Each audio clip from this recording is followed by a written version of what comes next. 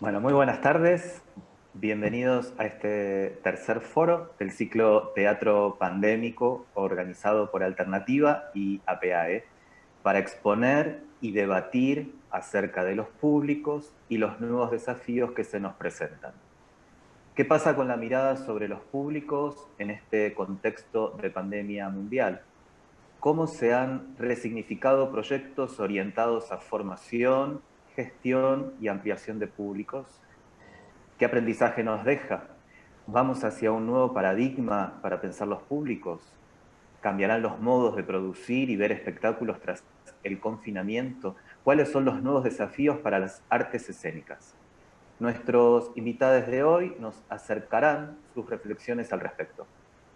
Ante todo, agradecerles que hayan aceptado nuestra invitación. Ellos son Pepe Zapata, experto en públicos de la cultura, director del TRESC, la comunidad de cultura más importante de Cataluña, con 32.000 socios. Fue director de comunicación, marketing y públicos de Focus y del Mercat de les Flors, así como socio y consultor de Tecnecultura, profesor universitario, conferenciante y formador habitual en foros centrados en la gestión y desarrollo de audiencias, la comunicación y el marketing aplicados a la cultura.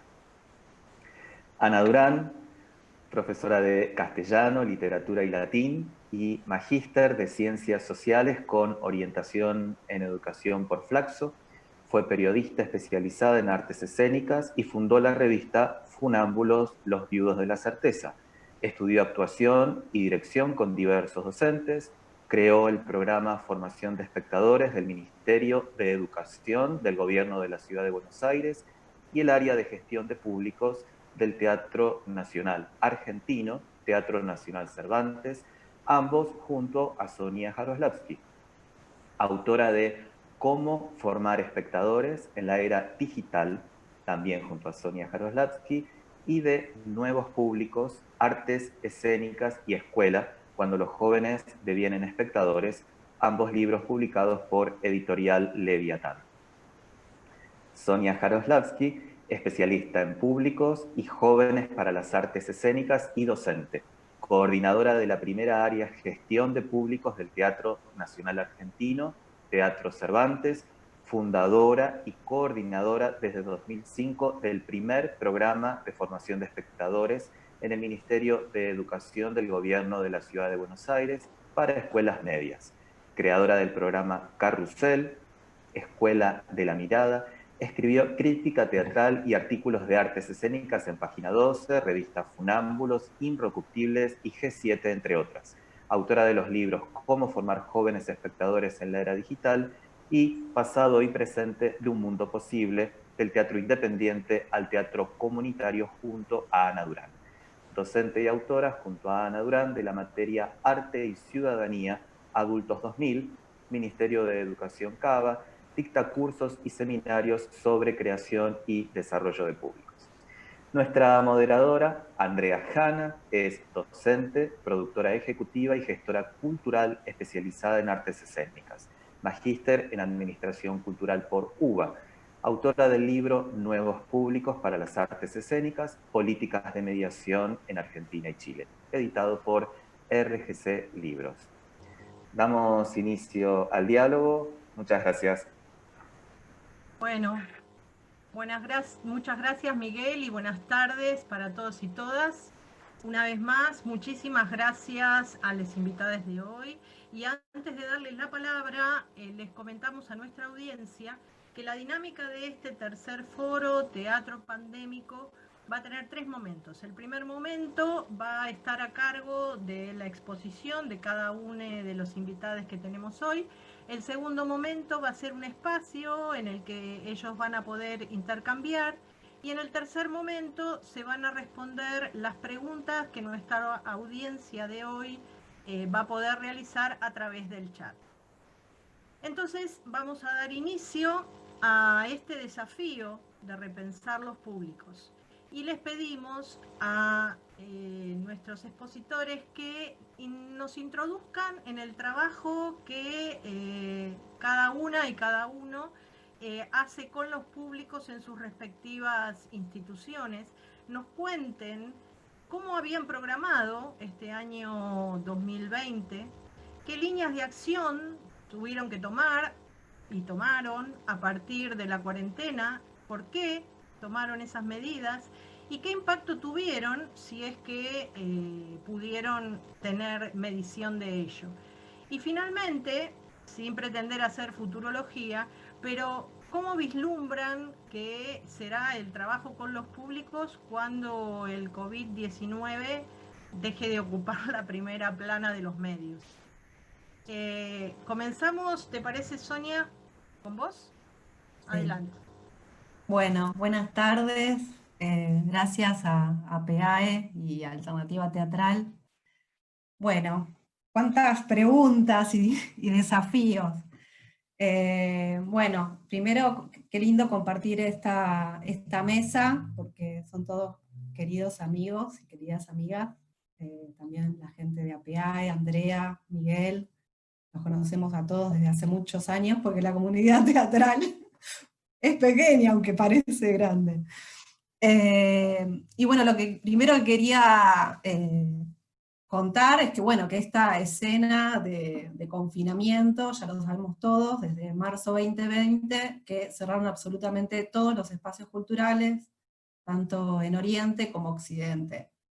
Pero también es importante, vamos a hacer un poquito, ir hacia atrás, pensando siempre en los públicos, que por lo menos 10 años atrás, ya los públicos de teatro, de artes escénicas, por lo menos acá en Argentina, según las encuestas del CINCA, organismo del Ministerio de Cultura de Nación, ya daban que el 40% de los espectadores de artes escénicas se estaban yendo de alguna manera hacia otros consumos culturales.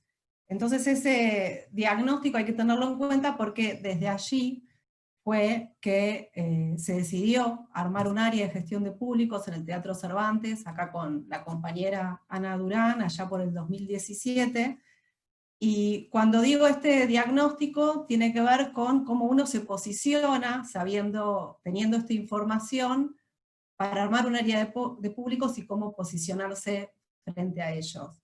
Entonces el posicionamiento fue de alguna manera, y también quiero introducir acá porque es un área nueva en un teatro oficial, digamos, nunca es la primera en Argentina, les vamos a introducir también un poco qué significa esto de tener un espacio para pensar los públicos en un teatro oficial, pero el posicionamiento en principio tenía que ver con agradecer la llegada de cualquier persona que se acerque al teatro, convocarla, ir a buscar los nuevos públicos, fidelizar y mejorar ese acercamiento de los que ya venían o tenían el consumo cultural en su hábito, e intentar diversificarlo. Entonces desde ahí nos paramos para pensar un área que, para los que no lo saben, esta área la pensamos como un laboratorio, como una usina de acciones, como un organismo vivo, que así debería ser siempre. Por eso, de alguna manera, cuando llega la pandemia, que nos produjo un shock a todos, en la vida personal, en la vida laboral, social, en la institución misma también, con un cambio de gestión en el medio, eso también nos atravesó, ¿no? Porque autoridades nuevas llegaban al teatro, y había que conocerse, pensar las acciones que íbamos a transitar. Nos coloca en un lugar, pero sabiendo esto, que nosotros ya, cuando un área de gestión de públicos es un espacio vivo y un laboratorio vivo, estamos siempre abiertos hacia el otro.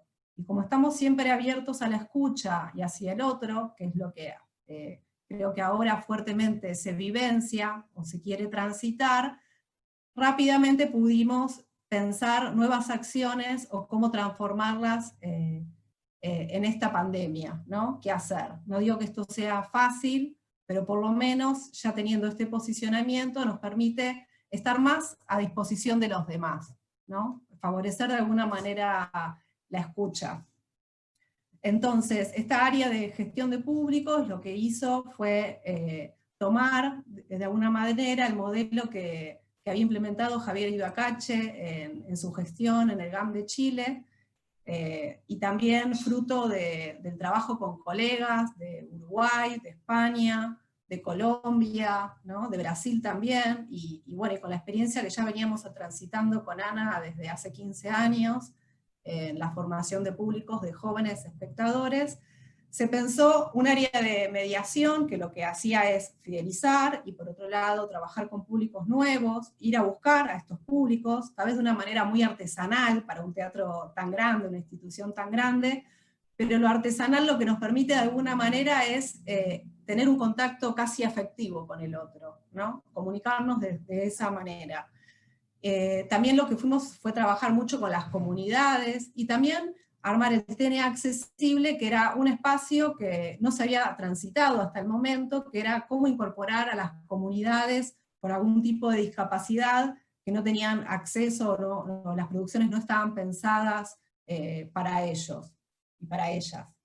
Y algo principal que nosotros ya veníamos transitando en el espacio educativo es trabajar con los jóvenes espectadores, con los niños, con los jóvenes y con los jóvenes universitarios, y promover de alguna manera un trabajo gradual y a largo plazo. Pensar los públicos siempre para nosotros es un trabajo a largo plazo.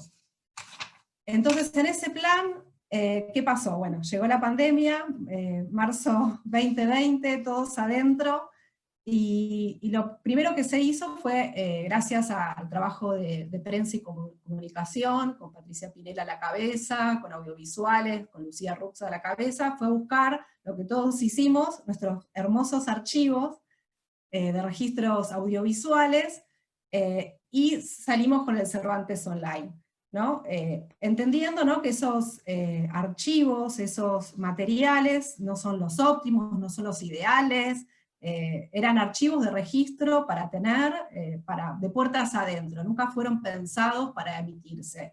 Esto está bueno aclararlo también para ver todo el trabajo que se hizo para mejorar de alguna manera esos materiales.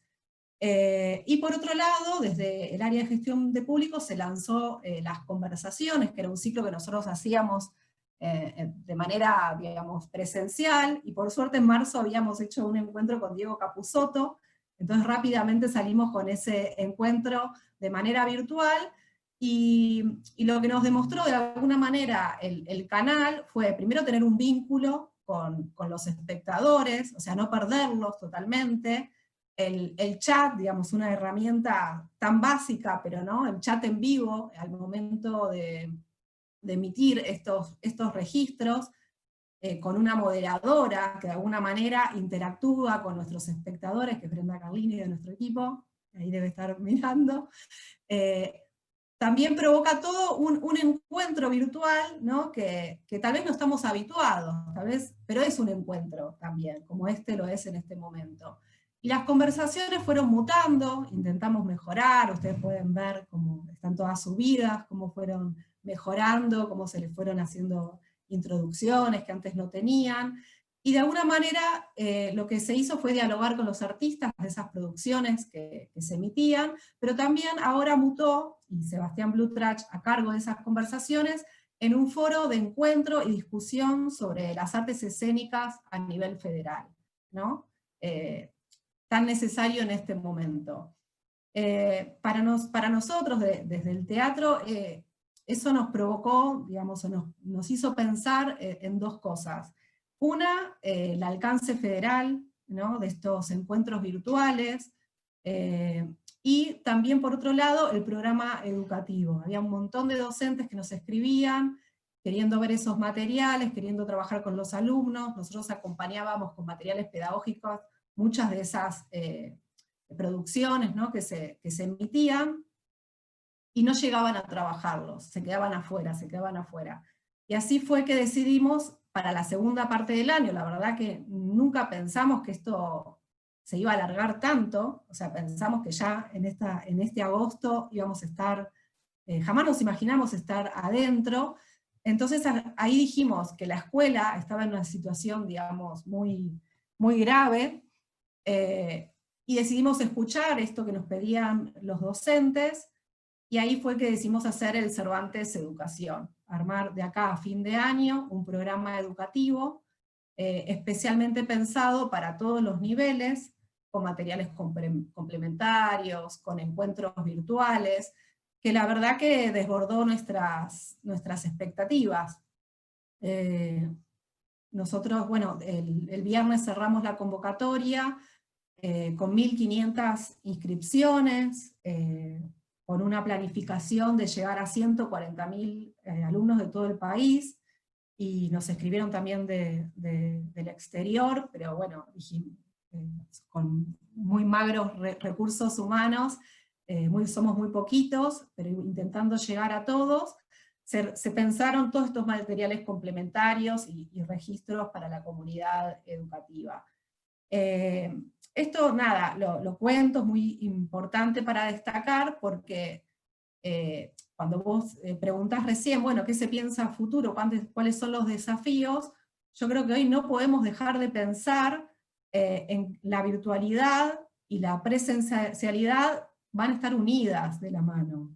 La cantidad de alumnos y chicos de Tierra del Fuego, o espectadores de Jujuy, o de cualquier lado del país, que jamás hubieran tenido el acceso a las producciones del Teatro Cervantes, porque en su mayoría están en la sede Libertad, y el programa de giras, por lo menos en los últimos años, llegaba a muy pocos espacios, o eran muy pequeñas las producciones, o aunque fuera muy grande, tampoco podría llegar a todas las localidades, o en todas las localidades todavía no se produce en gran cantidad, o no se puede llegar a todos. Entonces, de alguna manera, lo que nos demostró la virtualidad, y no estoy hablando nada más de mostrar teatro filmado, ¿no? O sea, me estoy refiriendo a masterclass, a encuentros, a espacios de reflexión, a espacios de mediación con educadores. O sea, nos amplió un abanico que puede ser un espacio de formación de espectadores a futuro muy importante. Entonces esto me parece lo más importante a destacar, por lo menos de este tránsito que venimos haciendo, y también pararnos y posicionarnos, como lo escuché al principio de la pandemia, a Pepe Zapata, que está aquí, que él hablaba de la pedagogía positiva. Entonces, en ese momento, cuando empezaba la pandemia, que le hicimos una entrevista en el ciclo Conversaciones del Cervantes, él habló de la pedagogía positiva. Y de alguna manera ese fue el puntapié para darnos fuerza, coraje, energía, para repensar, digamos, desde una pedagogía positiva, desde pensar desde el aquí y ahora, ¿no? Porque tampoco se puede hacer futurología. La vacuna aparentemente llega, pero bueno, hay que ver, todo eso no lo sabemos todavía lo que va a suceder, pero lo que sí sabemos es lo que hicimos, lo que pudimos hacer hasta ahora, y la presencia de una institución como cualquiera de los espacios, de los teatros independientes, de las agrupaciones, los colectivos teatrales que se empezaron a encontrar, todo eso es ahí cierro, todo eso me parece que trajo cosas buenas la pandemia, ¿no? Este supuesto detenerse, este supuesto repensarnos, lo que propició de alguna manera fue el encuentro. Aunque parece mentira, pero yo creo que nos encontramos mucho más, por lo menos la comunidad de las artes escénicas, que antes. Ahí cerré. Muchas gracias, Sonia, muchas gracias. Bueno, muy interesante para seguir pensando y repensando. Pepe, tu turno. Muy bien, buenas noches desde Barcelona. Obviamente gracias a PEAE y a Alternativa. De hecho, tuve el placer de conocer a Gustavo Schreier en mi única estancia en Buenos Aires hace unos años, y ya me hablaba de todo el proyecto.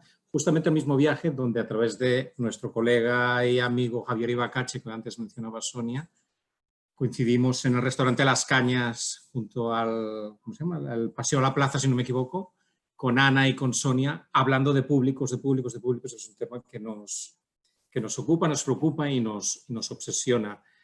Yo dirijo un club cultural que se llama 3C, no me digáis por qué se llama así, pero se llama así. El club nació hace 14 años, pero desde apenas un año y medio, y provengo, como habéis mencionado en la presentación, del ámbito de las artes escénicas, ocupándome temas justamente de desarrollo y creación de públicos. Pero claro, para alguien que se dedica a los públicos, gestionar un club de públicos es como no quieres arroz, pues toma 2 tazas. Y la verdad es que está siendo un proyecto apasionante, porque además es un público pluridisciplinar, no únicamente de las artes escénicas, aunque el núcleo duro proviene de las artes escénicas. De hecho, nació de un club de teatro que se llamaba tal cual, de unas 8.000 personas que constituyeron esta plataforma, me gusta utilizar este término de plataforma, de intercambio y de interacción de experiencias como públicos. Y me gusta remarcar la palabra públicos más que espectadores, que siempre me da la sensación de que tiene una capa de una cierta pasividad, ¿no? De recibo cosas, ¿no? Me gusta pensar que puede haber una energía proactiva y participativa. Nosotros estamos viendo ahora, digamos, bueno, hay quien dice que sí, hay quien dice que no, pero yo creo que una especie como de segunda ola de la pandemia. A nosotros nos pillaba justamente esta temporada en pleno desarrollo de un cambio estratégico muy importante para nuestra empresa, para nuestra organización.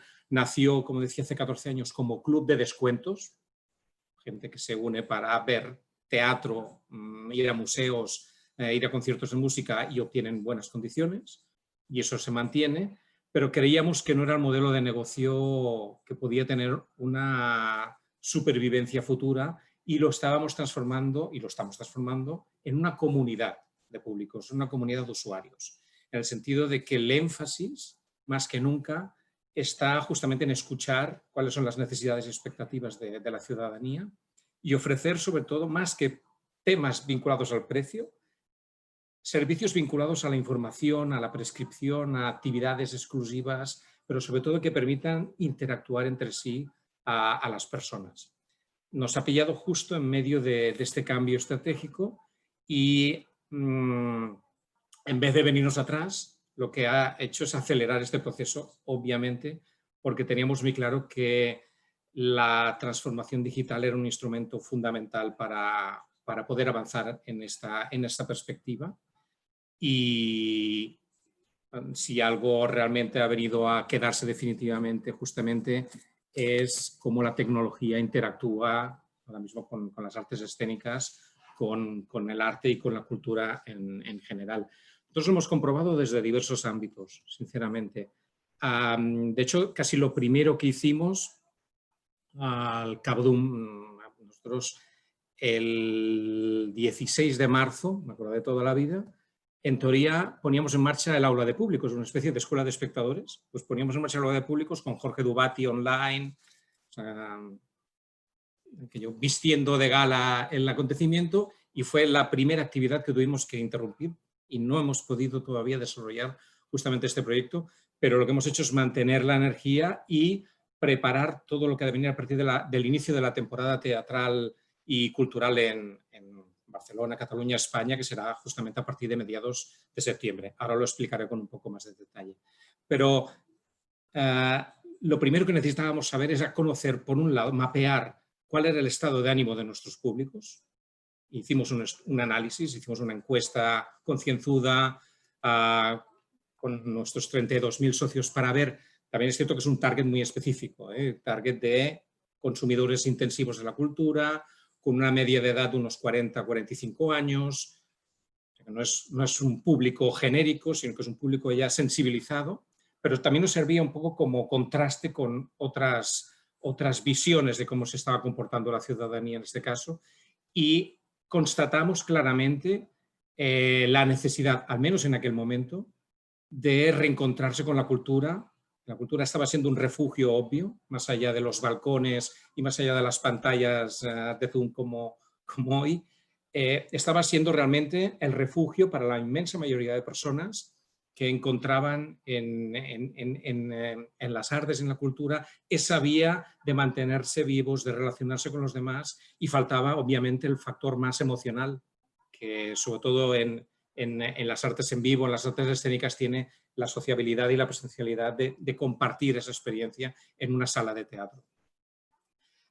Hicimos el estudio, lo hicimos público, lo compartimos e intentamos mapear a la vez cuál era el estado de opinión y el estado de reacción del propio sector cultural en general.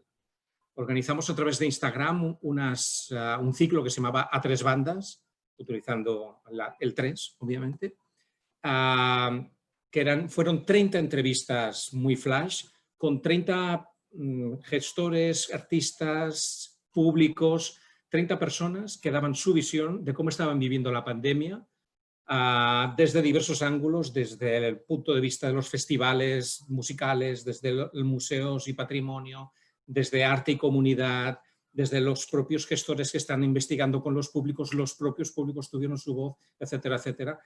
Y la verdad es que pudimos constatar como varias ideas clave. Una de ellas, y de hecho mi mini intervención se va a basar en 4 cos. Una ya la he dicho, que es conocimiento de los públicos y del sector, pero sobre todo veían la necesidad de intentar encontrar vías de colaboración y de cooperación entre todos los agentes que intervienen en el hecho cultural. Es el momento, yo pienso, clarísimamente de encontrar partnership, de encontrar partners, de poner en común cuáles son los problemas y las necesidades de todos, no vernos como rivales o como competencias, sino al revés, como entes que podemos trabajar juntos, porque seguro que compartimos valores, compartimos objetivos o incluso compartimos públicos, y es el momento de dar ese paso adelante. Y ahora lo mencionaba Sonia, obviamente el tema de lo online ha de permitir también aplicar esta colaboración para encontrar terrenos híbridos de interacción entre lo presencial y lo online.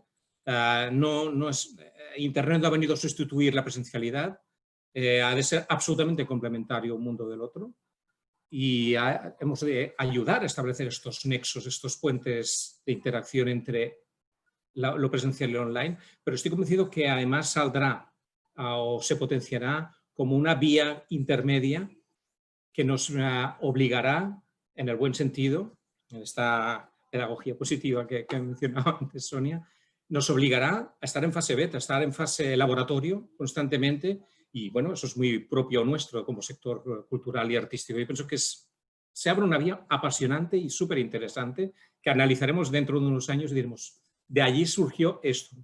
Y yo creo que podemos hacer de la necesidad virtud. Nosotros hemos experimentado en diversos ámbitos, celebrando el Día Internacional de los Museos en mayo, colaboramos con el Gobierno de la Generalitat, con el Gobierno de Cataluña y su Departamento de Cultura, en establecer vínculos, porque los museos estaban cerrados obviamente, en establecer vínculos de interacción entre esos equipamientos, entre esas entidades museísticas y los públicos, ayudándoles a generar cápsulas audiovisuales creadas por el propio personal de los museos que estaban confinados en sus casas, para poder destacar piezas, espacios, ayudar a descubrir esos relatos que cada uno de los proyectos culturales tenía de interés para los públicos.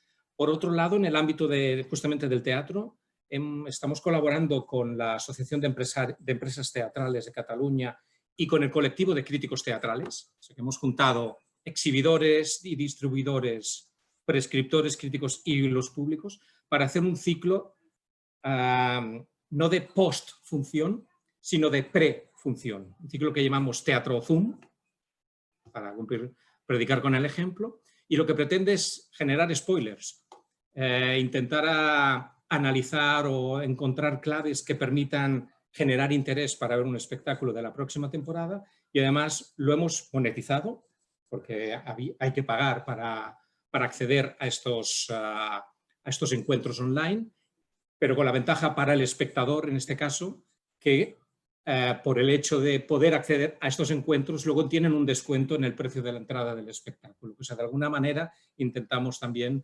cerrar el círculo. En el ámbito, por ejemplo, literario, sabéis la potencia que tiene el Día de Sant Jordi, el Día del Libro, el 23 de abril en Barcelona en concreto, en las Ramblas, como ese gran fondo que todos deseábamos ver, repleta de gente, obviamente no pudo reproducirse, se trasladó el 23 de julio con una presencia de público infinitamente inferior, pero sí lo que hicimos fue potenciar, en este caso, la dedicatoria y la firma de los autores a los públicos, justamente a través de cápsulas que emitimos por redes sociales y que de alguna manera recuperaban ese lazo íntimo entre autoría, entre creadores y públicos en ese momento único que puede ser justamente la dedicatoria de un libro. En el fondo, y esta es la tercera CO, estábamos trabajando y continuamos trabajando por intentar ofrecer y recuperar la confianza de los públicos respecto del hecho cultural y sobre todo de intentar manifestar la seguridad de poder ejercer como públicos acudiendo a algunos de los acontecimientos, de los eventos. En nuestro caso hemos dado mucho apoyo a los dos grandes festivales que se han celebrado hasta hace una semana prácticamente en Barcelona, el Festival Grec, pluridisciplinar, y también el Festival Cruïlla, que en principio se celebraba un fin de semana dedicado solamente a música y este año se ha extendido por toda la ciudad y ofreciendo también artes escénicas, y hemos pensado que tenemos que dar el paso justamente para darles apoyo y ofrecerles la posibilidad de conexión con los públicos. Constantemente, insisto, en esta idea de generar confianza. Otra iniciativa que hemos ayudado a poner en marcha, en este caso y es una medida gubernamental de la Municipalidad del Ayuntamiento de Barcelona. Ellos han puesto en marcha un bonus cultura de manera que el objetivo es propiciar aumentar el consumo cultural directamente a demanda en este caso, de manera que hemos emitido unos bonos por los cuales el usuario paga 30 euros y el ayuntamiento automáticamente le pone 10 euros más para consumir en cultura, aplicables en teatros, en cines, en salas de música, en librerías y tiendas de discos.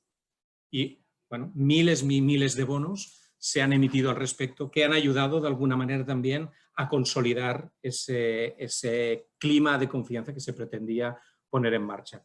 Y por último, la cuarta CO que me gustaría en todo caso compartir con vosotros es la del compromiso.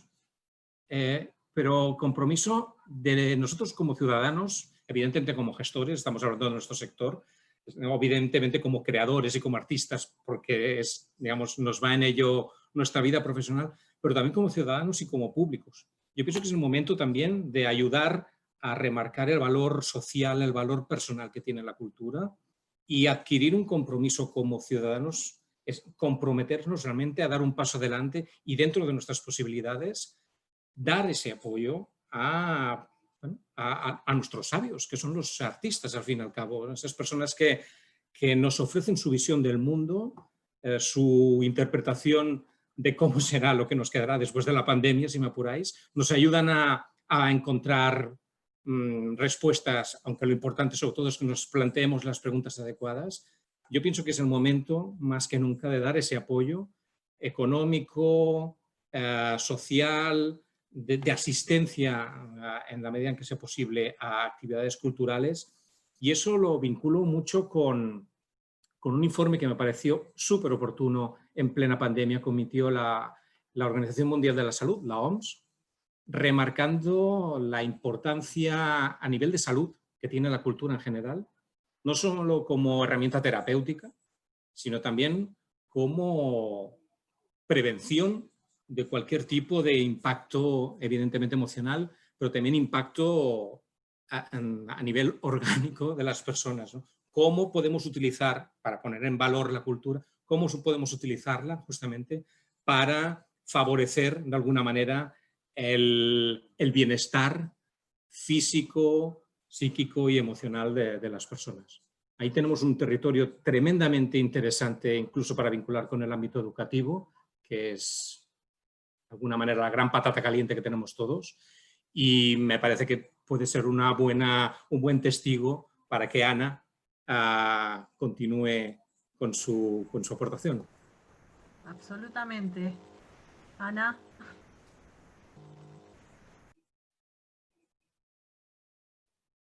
Bueno, primero muchas gracias por habernos invitado a PEAE, a gente que quiero muchísimo hace muchos años.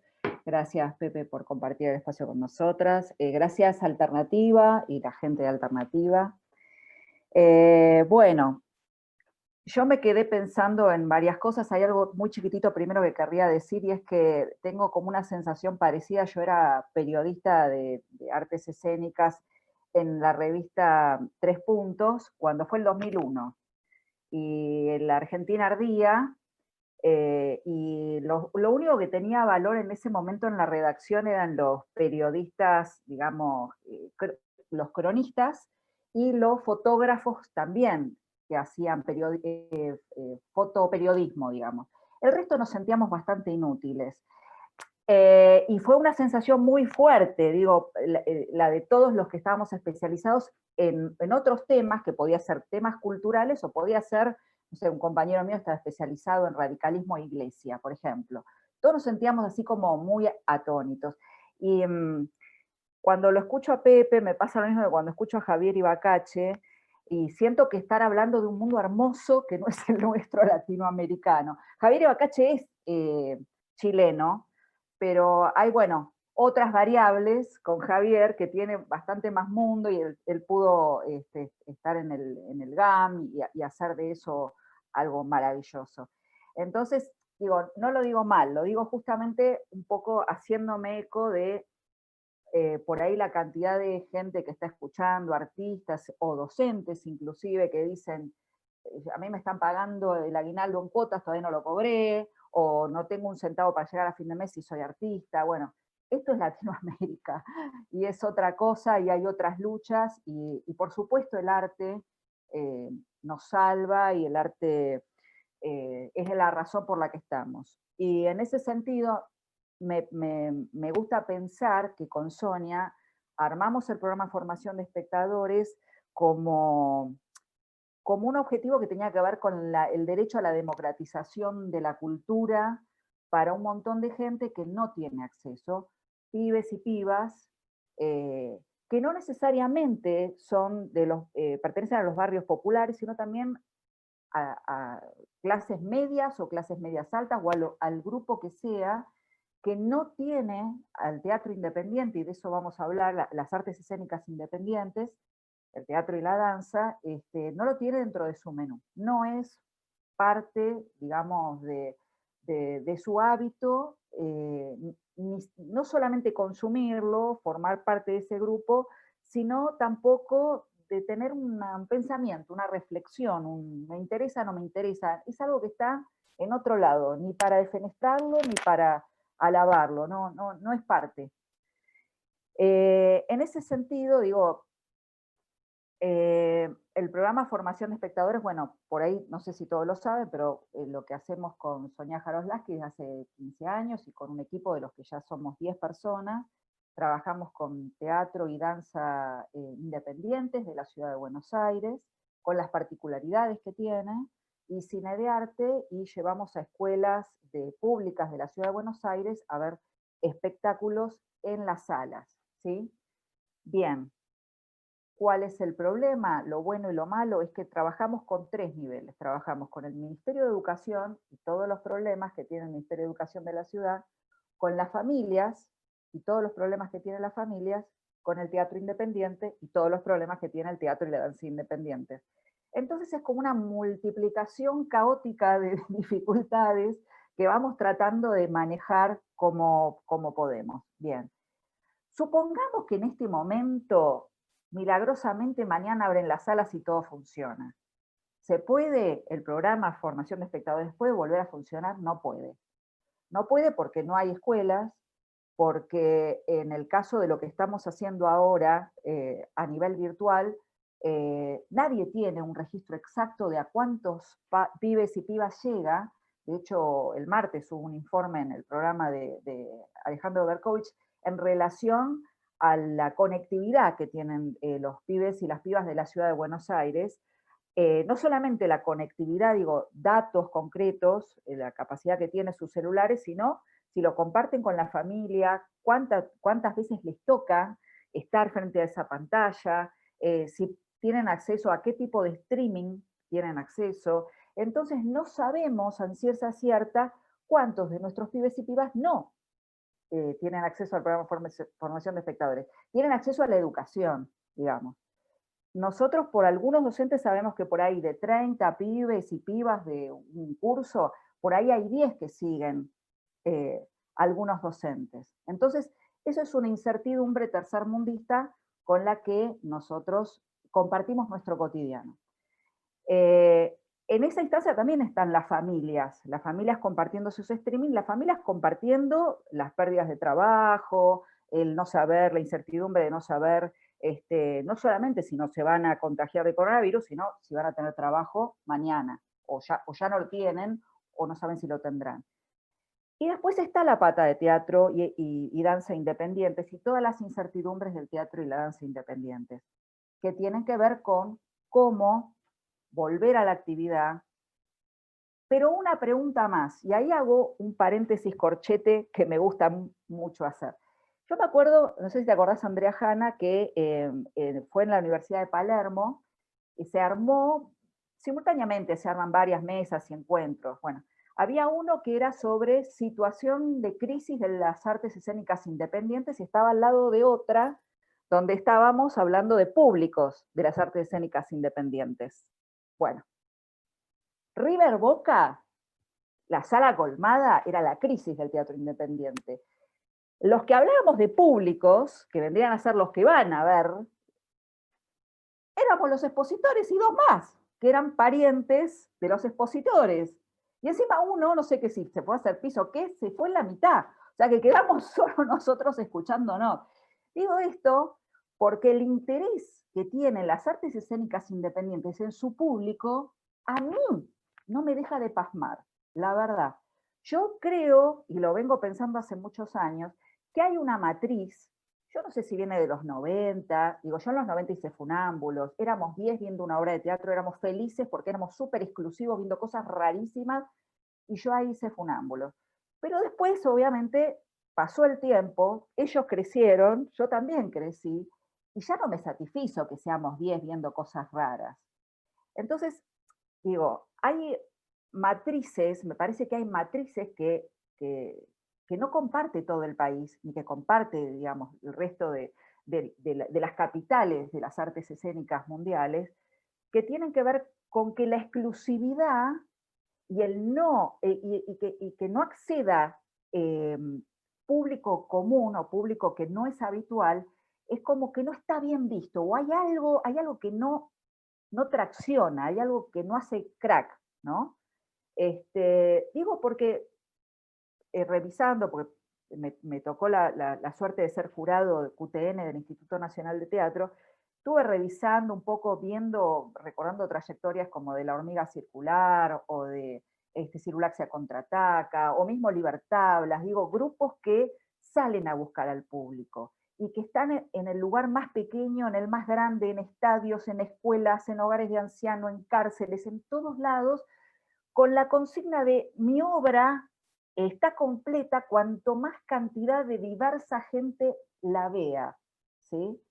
Entonces, digo, hay algo que la pandemia me parece que ojalá ponga en blanco y negro para los creadores de teatro independiente, y es que mientras siga abriendo solo un programa de formación de espectadores, mientras los artistas y las artistas no digan, che, cuando termina esto, ¿quién nos va a ver?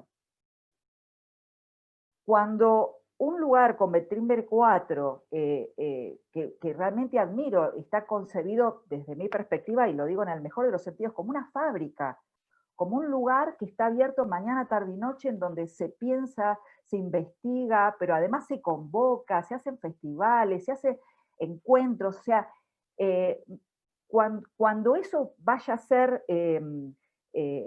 realmente un modelo a seguir, y no el modelo de yo hago mi obrita, investigo un año, me quedo encerrado y después no viene gente. Digo, hay algo que Sonia y yo creíamos en una época, y era que cada obra busca su público. Y no es así, no es así. Está comprobado, lo hemos comprobado en 15 años de trabajo que no es así. Nosotros hemos trabajado con obras como Lote 77, que son realmente obras estéticamente complejas, o que pensamos nosotras a priori, prejuiciosamente, que tenían un nivel de complejidad que algunos pibes y pibas, adolescentes, o de 14, 15, 16 años, no iban a poder comprender, Y con un buen trabajo de mediación, estos chicos y chicas han disfrutado muchísimo encontrando multiplicidad de sentidos sin que nosotros bajemos línea sobre qué tienen que encontrar ahí. Quiere decir que resguardarse bajo el concepto de yo hago un teatro que es complejo y críptico, bla, bla, no es una excusa. Y por otro lado, hay muchas de las obras, dos cosas, obras. Una es que creen que tienen lenguaje complejo y en realidad tienen lenguaje que diría que es casi televisivo en algunos casos.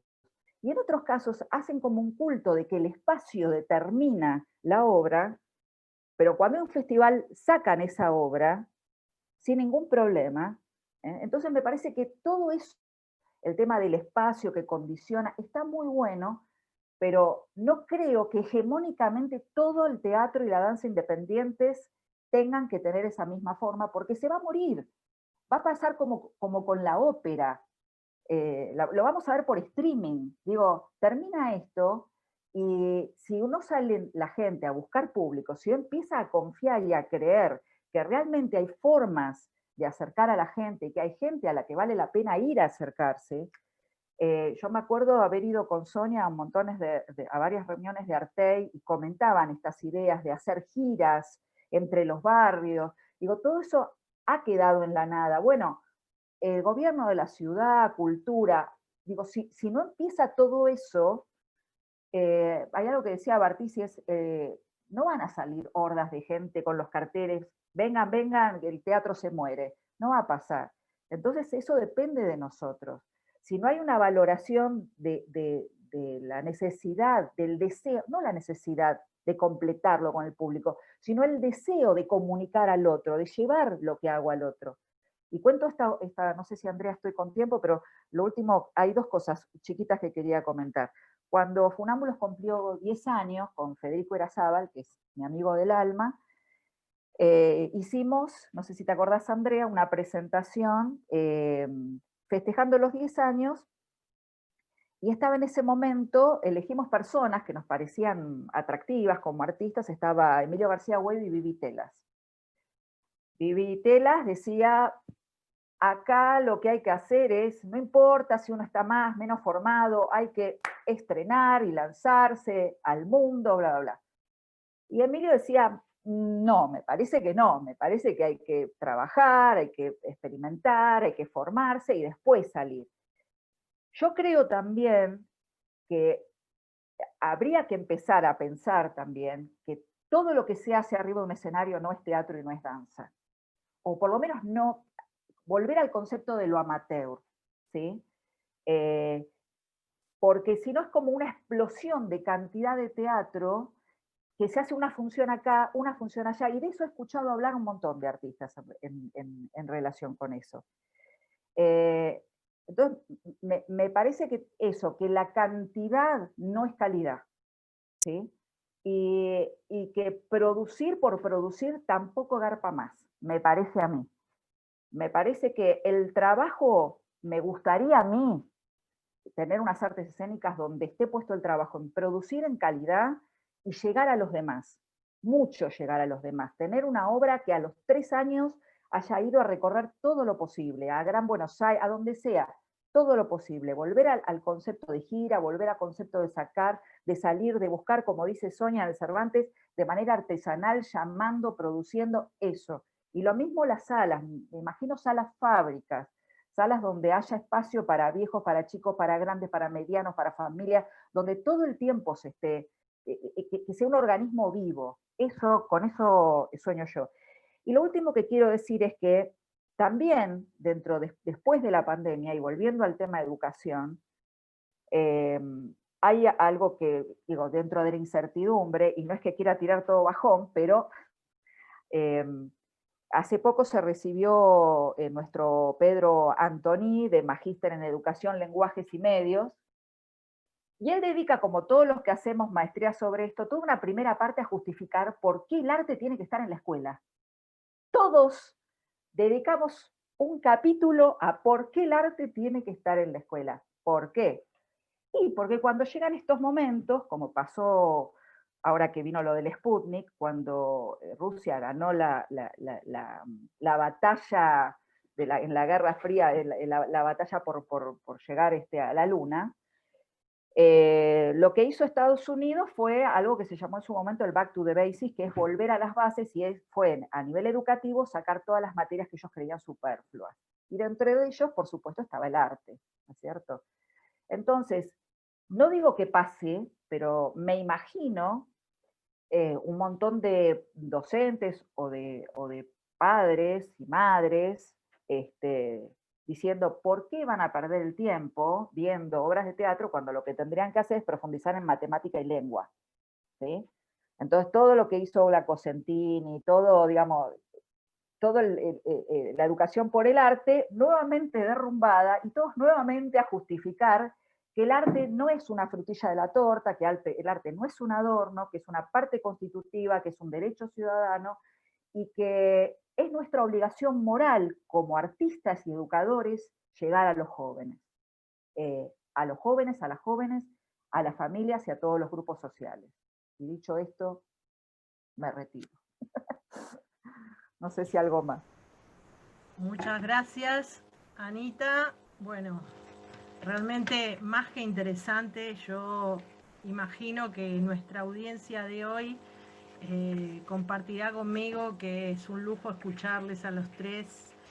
Y para este segundo momento, que sería un momento de intercambio, para lo cual, bueno, pueden abrir sus micrófonos y empezar a interactuar.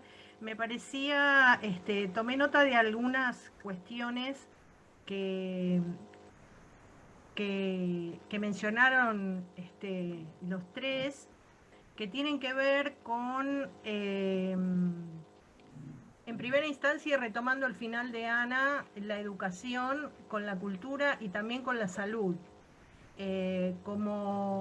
Y lo pienso, digo, como tres estamentos que son por excelencia, digamos, importantes desde el sostenimiento del Estado, y bueno, en el caso de la salud particularmente, con esta pandemia en todo el mundo lo hemos podido apreciar. Entonces me gustaría que por ahí profundizáramos un poco en la relación que puede haber entre salud, educación y cultura, en este caso artes escénicas, por ahí más específicamente. Y también en esta cuestión hablando de públicos, cuando hablamos de públicos hablamos de sector de demanda, y también vinculado de alguna manera a las estrategias a las que se puede apelar para actuar sobre esta demanda, que puede ser, por un lado, el trabajo de políticas públicas en las áreas de educación y cultura, y por otro lado, estrategias que puedan venir de instituciones privadas. Y otra cosa que también me pareció muy interesante es esta mirada sobre la importancia de la asociatividad, como un espacio en donde los distintos sectores o instituciones tienen que, o estaría bueno que dejaran de trabajar de manera aislada, pensándose como un organismo en sí mismo, y empiecen a tejer un poco más de red en procura de aquellos objetivos que les son comunes. Bueno, si les parece, les dejo el espacio. La verdad es que es inevitable hablar de educación vinculada a cultura sin caer en la demagogia, pero es que es de... Ay, juro no haber hecho nada, ¿eh? Pero es inevitable volver a ese back to the basics que decía Ana, porque realmente la clave está ahí. Sociedades que todos tenemos como referencia clarísima de un público cultivado, un público obedece seguro a un factor educativo que durante años y durante generaciones, no de un día para otro, con una mirada ni a medio, a largo plazo puede conseguirse realmente. En España estamos viviendo desde hace años una pérdida absoluta de la importancia de la cultura y del arte en general en el ámbito educativo. han desaparecido asignaturas que formaban parte del plan de estudios, música, teatro, etcétera. Filosofía incluso ha reducido clarísimamente su importancia y sus horas lectivas en los planes de estudios. Y en cambio, curiosamente, todas las últimas tendencias en gestión empresarial lo que te dicen es que cada vez más se necesitan personas que tengan una visión holística, que permitan relacionar ámbitos. Ahí está realmente el arte y la cultura, justamente, para propiciar esa mirada lo más amplia posible, abrir nuestras mentes, abrir nuestras orejas. Por lo cual, claramente, el factor educativo es fundamental y cada sociedad lo está viviendo dentro de su entorno.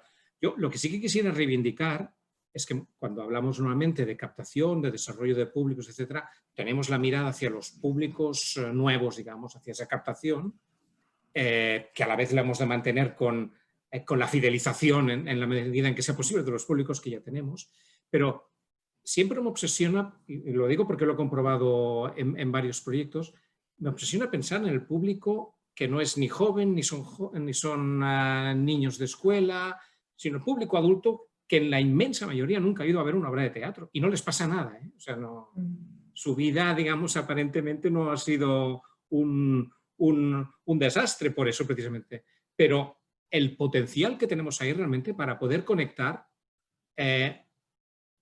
sobre todo ofreciendo propuestas de interés, y para mí es la clave. A través de múltiples proyectos que hemos podido desarrollar, incluso cuando era consultor con Tecnecultura, donde analizamos un montón de equipamientos culturales en toda España, la clave realmente para conectar con los públicos es el interés. Ya sé que es una obviedad, pero no es ni el precio ni el tiempo, que también tienen su importancia, obviamente, y hay colectivos donde para eso es absolutamente fundamental, vital, pero sobre todo es el interés, que me hablen cosas que me interesen. Y ahora, justamente, en este territorio de vulnerabilidad y de incertidumbre absoluta que estamos viviendo, yo creo que debemos volver a lo más próximo, a lo más local, a lo más territorial, más que nunca. O sea, tenemos un montón de excusas para repensar nuestra relación con la sociedad y entre nosotros como comunidad, y ahí el arte y la cultura han de estar presentes. Nos hemos de hacer propio el relato. Tenemos que tener un poco más de orgullo, yo pienso, como sector, y dar el paso adelante y decir, es que a la gente le están preocupando una serie de cosas y yo se lo voy a plantear en escena. Se lo voy a pintar para que tenga ese frontón delante, ¿no? Y pueda, de alguna manera, hacerse su composición de lugar. ¿Tenemos una oportunidad? Seguro. Cuántas cosas que estamos hablando. Sí, me quedé pensando mucho, un poco cuando me refería al principio de agudizar la escucha hacia el otro, tenía que ver o tiene que ver un poco también con lo que está diciendo Pepe, que a veces, de la misma manera que Ana dice que hay una desconexión de los artistas con su público, también en la curaduría muchas veces hay una desconexión, ¿no? Que a veces se programan cosas y bueno, y esto sale de gira, o esto se pone en esta sala, y nunca se piensa para quién, ¿no? O a quiénes dejamos afuera. A mí siempre me gusta pensar, bueno, se programó todo esto, ¿a quiénes estamos dejando afuera? ¿A quiénes no incluimos? ¿No? Siempre hacer ese ejercicio. Programamos un montón de cosas, pero nos quedaron afuera los más niñitos, los adultos mayores. ¿Qué franja nos quedó afuera para ver hacia dónde estamos llegando? Y me parece también que hay mucha de la historia de las artes escénicas, por lo menos en Argentina, que han dado puntas sobre cómo trabajar la salud y la cultura, ni hablar el arte y la transformación social, el teatro comunitario. Hay libros maravillosos escritos sobre eso, cómo se ha trabajado en el Borda, incluso con la desmanicomialización. Hay mucha gente que trabajó sobre eso, que trabajó sobre territorio. Me parece que son como pequeños arcones para volver a buscar y salir a hablar con esas personas que tienen tantos saberes, ¿no? sobre cómo trabajar también en los espacios públicos. Y también esto que decía Ana, de salir a los barrios, trabajar más en los territorios. Ya en esta pandemia se habló mucho de eso, ¿no? Y el Cervantes también está en esa línea. Era el plan de los objetivos nuevos de trabajo, era federalizar y salir más a los territorios, que no sea solo el centro, la sede de Libertad. Me parece que por ahí. Pero también hoy recordaba un montón de espectáculos que había visto en festivales internacionales, espectáculos que se hicieron, me acuerdo un FIBA de Graciela Casabé, que se hizo sobre una calle y en diversas vidrieras y en diversos edificios, y uno era el espectador en la calle, o el año pasado o el anterior, que estuvimos con los jóvenes periodistas en un FIBA ya de Federico Irazábal. Hicimos un montón de experiencias que eran recorridos por las calles. O sea, las artes escénicas ya han dado cuenta desde hace muchísimos años, y en Argentina en los últimos años también, la cantidad de producciones artísticas que se pueden hacer en las calles y en los territorios. O sea, no es algo nuevo que hay que pensar ahora, sino que ya se viene haciendo hace un montón, y un montón de artistas, Fernando Rubio, Mariano Pensotti, en un momento anterior, Mariano Pensotti, Lola Arias, han transitado todos estos espacios, han hecho festivales dedicados a cómo pensar las ciudades, festivales en fábricas, y me parece que está bueno volver a buscar también a charlar y a dialogar con esos artistas, porque bueno, vamos a tener que estar más al aire libre, ¿no? Sí, yo lo que quería por ahí aportar también es, con Sonia en estos 15 años creo que no hemos dejado ni un solo despacho para presentar proyectos federales sobre formación de públicos. A todos les parecía maravilloso y todos terminaron en ¿cómo se llama? Guardados. Pero uno de los proyectos que habíamos tenido con Sonia hace muchos años tenía que ver con una especie de trabajo previo de mediación.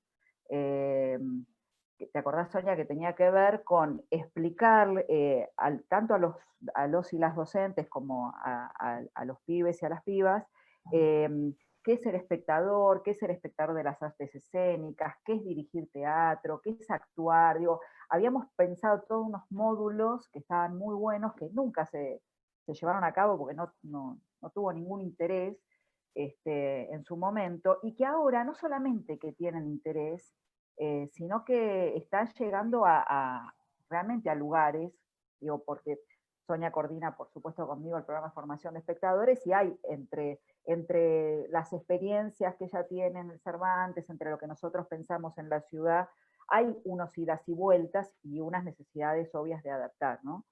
Pero nuestra idea esta, digamos, de trabajarlo pedagógicamente, en realidad más con un sentido de mediación y acercarse a los pibes de manera previa a llegar a las salas, esto tenía que ver, digo, nos permite trabajar, como dice Pepe, con el deseo, con por qué voy a ir, porque me lleva a la escuela, no, bueno, también generar como una intriga, como un gustito de ir a desentrañar algo, ¿cómo se llama? Que hasta ahora veníamos trabajando con actividades previas para el aula, ¿no?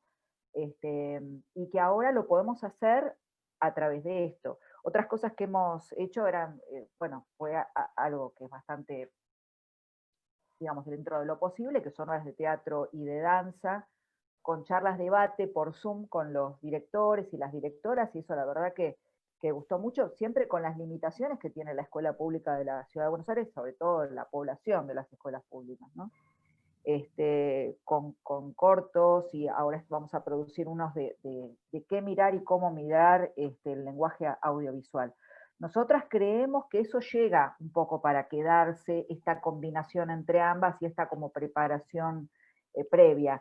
Pero por cierto es que hace falta, va a hacer falta, y digo, cuando yo hablo de lo que escucho de Pepe, entiendo que en España siempre falte o dé la sensación, y seguramente pasa, bueno, podríamos llegar a mucha más gente.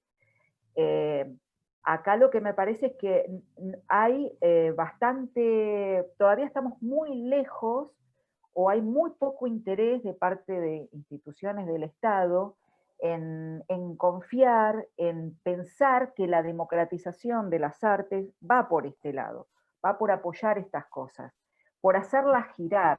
Digo, nosotras armamos un programa Carrusel de las Artes, con Sonia y con Verónica Sabán, que creo que estuvo 3 o 4 años más o menos, no me acuerdo, Sonia. Pero lo que habíamos comprobado era que con la plata que pagaban la entrada, que no era ni siquiera la entrada media de la sala, digamos, ¿no? De la función, sino más económica, y pagando la mediación, pagando al elenco y pagando a la sala, se financiaba en un 70%, o sea que el Estado tenía que poner solo un 30% de teatro y danza independientes. Quiere decir que no era ni necesario que sea gratuito, no era ni necesario que el Estado pusiera el 100%, solo bastaba esto que dice Pepe, que es la cooperación, la de pararse y mirar, bueno, a ver, como hizo en algún momento Escena, digo, estamos todas las salitas chiquitas, ¿qué hacemos? ¿Cómo hacemos para visibilizarnos? Bueno, hagamos un festival. Bueno, eso llevado al tiempo, al desarrollo en el tiempo, Escena, Artei, las salas, bueno, ¿cómo hacemos? Porque si no siempre parece que educación tiene que hacer, y está bueno que educación lo hacemos nosotros, digamos, tampoco es que en educación se mueren y están recontra felices y nos dan montones de recursos porque les encanta el programa de formación de espectadores, estamos sobreviviendo como la mayoría de los programas socioeducativos, ¿no es cierto? Pero digo, por supuesto, no nos echaron, pero no es que es un programa favorito en absoluto. Es un programa que surge en realidad de la voluntad del teatro y la danza independientes, de llegar a los públicos jóvenes y que podemos insertarnos en el Ministerio de Educación. Pero bueno, está vacante eso. Hay un montón de formas, que no son solo formación de espectadores, y hay formas de coordinar recursos y cooperaciones para que exista eso. Y me parece que es eso, que es el momento y que hay que hacerlo. Me parece para poder trabajar con los públicos jóvenes, porque el problema de la gente es que cuando se hace vieja se muere. Si no se renuevan los públicos, la gente... No sé si se acuerdan, Sonia, que me encantó, que nos invitó Daniela Bouret, y había una persona de música clásica que tenía del Mozarteum de Montevideo, y hablaba de todas las bondades y decía la maravilla de sus espectadores y todo, y cómo entre todos, con su cuota de club social, traían a Subimeta, no sé qué, y bueno, le pregunta a alguien, no muy inocentemente, ¿y qué edad tienen los miembros de tu club? Y el más joven tiene 65 años. Y bueno, se van a morir, perdón, pero se te van a morir, ¿viste? Entonces, Ana, eso me recuerda hace un par de años, hace 3 años, asistiendo a un congreso en Oviedo, en Asturias, sobre públicos y ópera, que el intendente del teatro de ópera de allí decía, yo tengo muy fácil para saber cuándo mis abonados se dan de baja. Miro las esquelas en los periódicos, pero justamente era por eso, porque era por muerte absolutamente natural. Y con eso no quiero tampoco demonizar a la ópera, porque me parece un territorio absolutamente salvable, pero sí que es verdad que, aunque sea un poco extremo, debemos huir de esa museización del hecho escénico. Es decir, bueno, esto hay que reproducir exactamente esto como se hizo hace unos siglos y buscar de alguna manera la frescura de nuevo, de aquello que se toque temas contemporáneos y que afecten a la realidad de la gente. Y eso en otros ámbitos está pasando. En la música, lo estamos viendo en temas vinculados a moda, a forma de comportarse, a tendencias. A las jóvenes generaciones, cuando hay algo que les interesa, les engancha. Y debemos, de alguna manera, hacer ese ejercicio proactivo de intentar entender realmente qué es lo que hay ahí. Yo creo que sí que ha habido un cambio de perspectiva por parte, sobre todo, de los artistas. Quizás no tanto por parte de los programadores, de los gestores, de esa apertura a pensar en los públicos. Nada que ver con hace 15 o 20 años, al menos en mi experiencia. pero falta rigor, yo pienso. No es una cuestión de volumen, de llenar sala, sino realmente de entender cómo puedo hacer conectar lo que quiero explicar a través de un espectáculo con la realidad que está viviendo la gente. ¿Cómo puedo hacer conectable eso? Y aquí es admirable todo el trabajo que lleváis haciendo desde hace años y aquí más que nunca ese reclamo hacia la colaboración yo pienso que es necesario, de poner en común, de poder aprovechar todo lo que alguien haga es aprovechable dentro del contexto correspondiente por otros proyectos. Entonces ahora, por ejemplo, ese proyecto de aula de públicos que insinuaba al principio que quedó totalmente suspendido con la pandemia, ahora lo recuperamos y lo hemos vinculado, curiosamente, al Festival GREC, que es el festival más importante de artes escénicas que hay en la ciudad. Ellos este año abren una línea que se llama De Grec a Grec. Grec es porque hay un teatro grec, un teatro griego, que es el centro neurálgico de alguna manera del festival. Y hay un montón de producciones que por la pandemia no se han podido hacer durante el festival, durante el mes de julio, y que se desarrollarán en teatros privados, independientes y públicos de la ciudad a lo largo de toda la temporada. Y nos han venido a buscar para poder hacer estrategias de públicos para conectar a lo largo de toda la temporada esos espectáculos con las líneas argumentales en las que se desarrolla normalmente el festival. Y nos ha parecido una oportunidad maravillosa justamente de poner en valor eso, ¿no? De cómo acercar, cómo conectar. También pienso que debe haber un equilibrio entre dar voz a la ciudadanía, a los públicos, y la voz del propio comisariado de quien programa. O sea, que debe haber de alguna manera un cierto debate, pero que digamos que la voz de los públicos la tenemos al lado y la debemos poner en valor. Es imprescindible que alguien ponga en valor la cultura si conoce realmente qué supone llevar a cabo una obra teatral, ponerla en el escenario, como decíais antes. Sin eso es muy difícil dar valor a que salgan 5, 6, 24, 48 personas en un espectáculo con más o menos luces, con más o menos dificultad. Entender realmente todo lo que hay detrás, yo pienso que es un tema educativo absolutamente imprescindible ahora mismo para poner de relevancia el valor social de la cultura. Y también me gustaría, perdón, lo último, que me gustaría poner también de relevancia el valor de la mediación, porque yo creo que es muy difícil que alguien salga puteando de una sala porque no le gustó, si es que entiende que lo que va a ver no es solo cuestión de gusto, sino de todo esto que vos dijiste, de comprender el fenómeno de las artes escénicas y de darles un valor. Entonces por ahí va a salir diciendo, mira, no es lo que a mí más me gusta, pero mira el trabajo mira lo que pasó con el espacio, mira.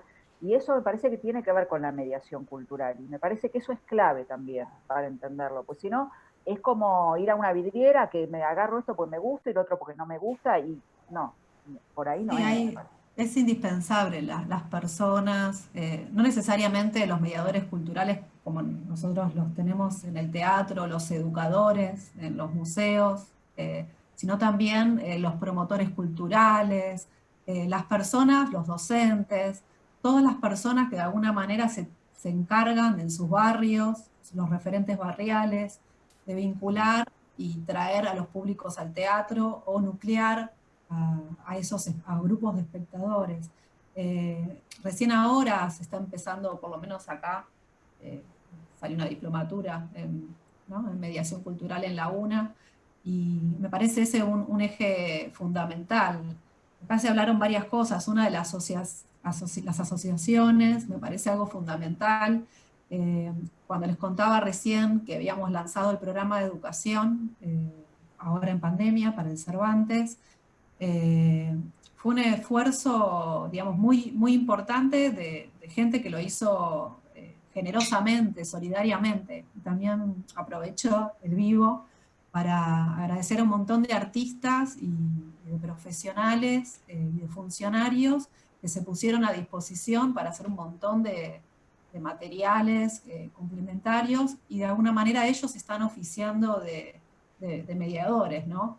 Con Juan Pablo Gómez e Aimé Pancera, que se pusieron a la cabeza para armar todos estos materiales y salieron a pedir, son piezas fundamentales. Y por otro lado, también las vinculaciones con todos los ministerios, municipios, ¿no? Cuando todo se engarza, ¿no? Porque a veces uno lanza una programación en un teatro, o puede ser en un canal online, lanza algo, pero a veces no está bien dirigido, o no está la mediación para ver a quién se dirige esas producciones, las que sean, ¿no? Acá lanzaron una convocatoria en Zoom, recién nos contaba Fernanda a quién se les hizo, a quienes les hicieron llegar esas gacetillas, estaba bien dirigida, ¿no? La audiencia a quien querían llegar, ¿no? Bueno, se trata un poco de eso, de saber llegar, y ahí es cuando realmente aparecen los nuevos espectadores, cuando hay un trabajo de mediación bien elaborado, con una planificación, se ven los resultados. Lo que pasa que muchas veces, que es otra cosa que Ana habló un poco, se los trata como espectadores de segunda categoría, ¿no? Como hacer una función para jóvenes de una escuela, ¿no? O una función con mediación para una escuela, una función en un horario escolar, o una función para nuevos públicos que realmente no están acostumbrados, y te pueden desbaratar la sala, en el sentido de hablar fuerte, de pegar en la mitad de un taconazo e irse porque no les gustó, ¿no? Esa formación del ritual, como le decimos con Ana, y Pedro trabajó mucho en su tesis, Pedro Antoni, lleva tiempo, ¿no? Pero nadie quiere pagar el costo, ¿no? De trabajar con esos nuevos públicos, de ir formándolos, porque no tiene glamour, no tiene glamour. Hablando de públicos y de audiencias, tenemos mucha audiencia hoy que tiene también preguntas para hacerles, y la verdad que es un absoluto placer escucharles, y nos quedaríamos horas. Pero bueno, vamos a darles lugar a las preguntas. Miguel, ¿tenés ahí algunas preguntas para compartir? Hay un montón, también mucho agradecimiento por todo lo que están cada una y cada uno aportando, y voy con la primera. ¿En qué medida la fidelización resulta una prioridad en este contexto de crisis y en nuestro contexto latinoamericano? ¿Y qué posibilidades ven de trabajar en la creación de nuevos públicos y en su diversificación hoy? Sonia o Pepe. Y creo que un poco lo fuimos contestando, me parece, a lo largo de la charla. Por lo menos nosotras, desde el Cervantes,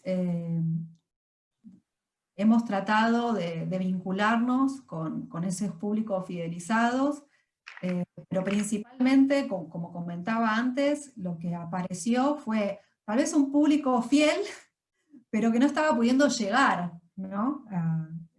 Al teatro Cervantes me refiero, ¿no? Porque digo, hay un montón de espectadores, ¿no? Que tienen en su consumo cultural el teatro, ¿no? Pero tal vez son de otro lugar, ¿no? No son de la ciudad de Buenos Aires. Entonces, de alguna manera, lo que propició fue eso. Y por el lado de diversificar, bueno, ni hablar. Yo simplemente les cuento que cuando nosotros lanzábamos una convocatoria específica de educación, les estoy hablando, se anotaban 500 escuelas y no dábamos abasto. Ahora les conté que se anotaron 1500 escuelas, no dábamos abasto tampoco. Entonces, y cuando también se pone muy en duda, ay, bueno, pero ¿cuántos espectadores reales? ¿Cuánto tiempo estuvieron viendo la obra? Si el tiempo dicen que son 13 minutos máximo lo que ven.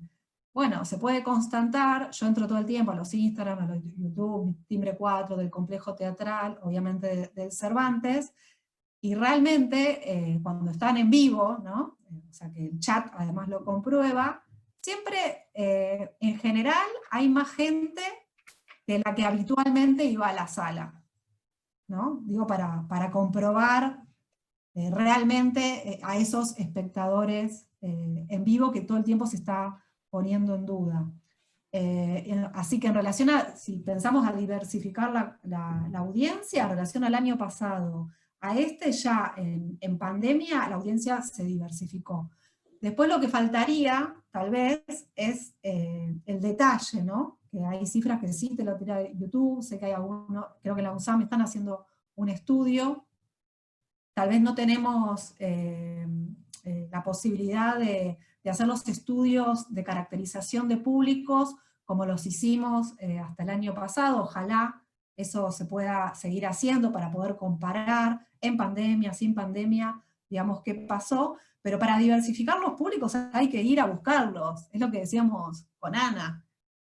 Cuando salieron notas que trabajamos con los colectivos de diversidad sexual, no es que vinieron solos, los fuimos a buscar, los fuimos a llamar, me estoy refiriendo. No a mandar un mail, che, vení, te invito. No, a llamar, a convocar, a hablar un lenguaje que los convocara. Y ese es un trabajo muy arduo, muy a largo plazo, y para diversificar esas audiencias, primero hay que tener en claro hacia dónde se quiere diversificar, quiénes son esas poblaciones que no estamos incluyendo, porque tal vez no las vemos.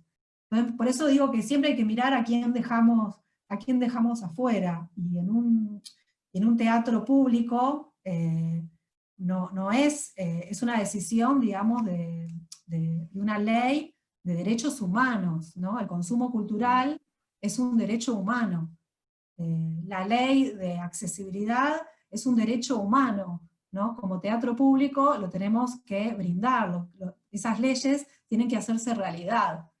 Y bueno, nada, es un trabajo a largo plazo, y ojalá todos los espacios públicos de todas las provincias, de todos los municipios, pudieran pensar y acercar a sus públicos, y pensar la programación con sus públicos también, ¿no? No solo desde una curaduría de algún artista o gestor cultural.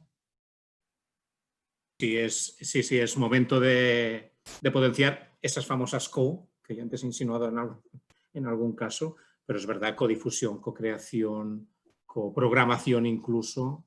Hay casos excepcionales y maravillosos. Suelo mencionar uno en Italia, el Festival Kilowatt, donde el público es productor de prácticamente la mitad de la programación de un festival de artes escénicas, pero es que lo vio durante todo un año. Eso podría ser un extremo, pero hay graduaciones que podemos abordar. La clave, ya sé que es de perogrullo lo que diré ahora, pero tiene también mucho que ver con lo que ha dicho Sonia, ha dicho Ana antes, con la estrategia. Hemos de tener claro realmente el porqué de las cosas, no hacerlo de una manera reactiva, y ahora nos encontramos en esta situación y tenemos que tapar los agujeros que se nos están produciendo. No, realmente pensar ¿qué relación queremos tener con los públicos? ¿A qué públicos nos queremos dirigir? Porque también lo podemos plantear al revés, ¿no? Evidentemente no nos pondremos en la puerta del teatro para prohibir que alguien entre, pero debemos escoger, debemos seleccionar, debemos segmentar de alguna manera, a través del conocimiento que tengamos de los públicos, a quienes queremos priorizar a la hora de intentar comunicar y a la hora de intentar vincularnos. Y aquí es donde podemos encontrar también posibilidades de colaboración, porque en esos objetivos compartidos encontraremos otros partners que estén buscando prácticamente lo mismo que nosotros. Sí. Andrea, ¿te parece, por una cuestión de tiempo, por ahí elegir una o dos preguntas más y vamos? Sí, vamos con dos preguntas más. A ver. Perfecto. Bueno, por ahí ya han respondido, me dicen, como me dijeron recién, porque justamente se plantea el tema del streaming, que está compitiendo con el público presencial. Entonces, ¿en qué medida ustedes consideran que esto realmente es una competencia?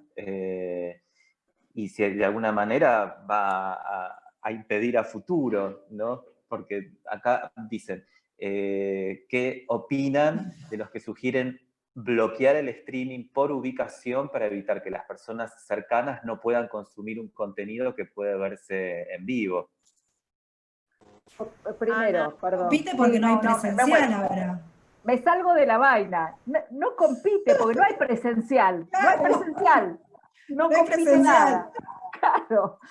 Primero, no hay presencial. Segundo, estamos hablando, si hubiera ese caso, vamos a suponer que termina la pandemia y hay competencia entre presencial y streaming, bienvenida, significa que hay un montón de gente peleándose por ver.